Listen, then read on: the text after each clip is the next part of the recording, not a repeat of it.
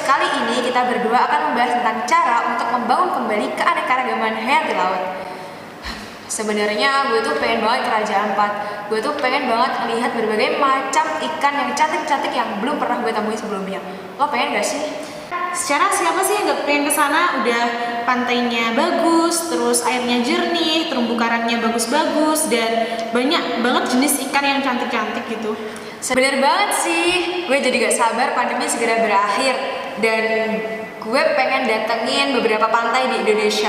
Gue tuh udah ngebayangin gimana indahnya deburan ombak yang pecah di atas terumbu karang, dengan air yang berkilauan diterpa sinar matahari. Ngebayanginnya aja udah bikin adem.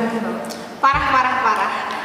Ngomong-ngomong tentang terumbu karang nih ya, gue tuh pernah lihat artikel gitu, konservasi penanaman terumbu karang itu dijadiin kayak semacam tempat pariwisata gitu loh. Lo pernah lihat nggak? Tahu yang ada di Bali itu kan? Iya benar.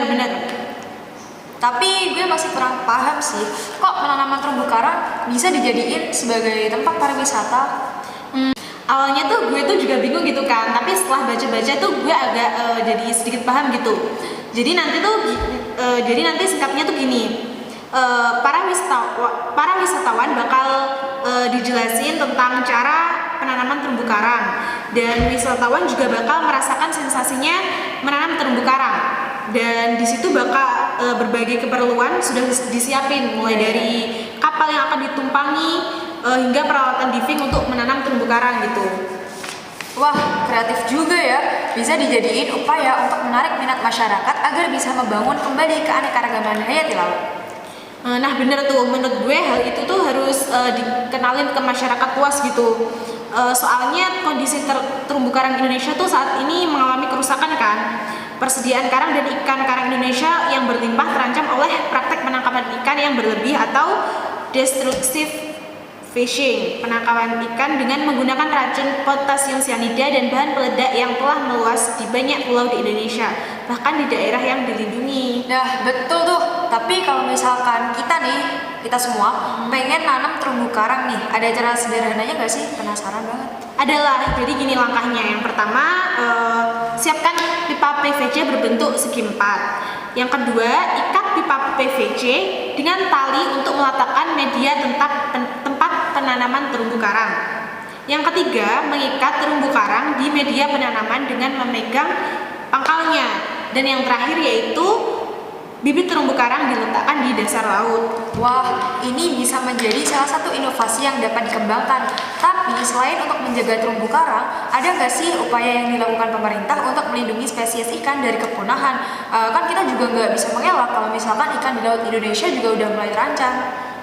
Ada sih yang pasti ya, pemerintah itu harus melarang keras melakukan penangkapan ikan secara ilegal gitu. Terus pengelolaan kawasan konservasi dengan sistem zonasi, kemudian pembinaan dan penguatan sumber daya manusia. Kalau misalkan dengan cara yang lain gitu ada apa nggak sih?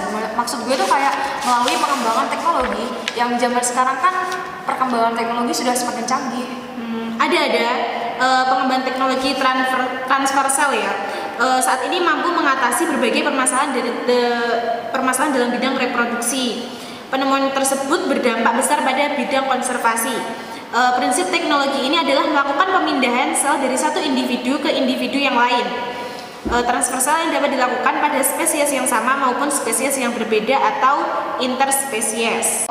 Jadi perkembangan teknologi itu punya peran besar dalam membantu pemerintah untuk mengatasi membangun kembali keanekaragaman hayati laut, contohnya dengan penerapan teknologi transversal. Jadi dapat diambil kesimpulan, salah satu usaha yang dapat kita lakukan untuk membangun kembali keanekaragaman hayati laut yaitu dengan menerapkan penanaman terumbu karang. Karena dengan begitu kita bisa melestarikan terumbu karang yang sebelumnya mengalami kerusakan. Selain itu, untuk mengatasi kepunahan spesies, ada terobosan baru melalui penerapan teknologi transversal dalam bidang reproduksi. Sekian pembahasan yang dapat kami sampaikan, semoga bermanfaat dan kurang lebihnya kami mohon maaf. Bye!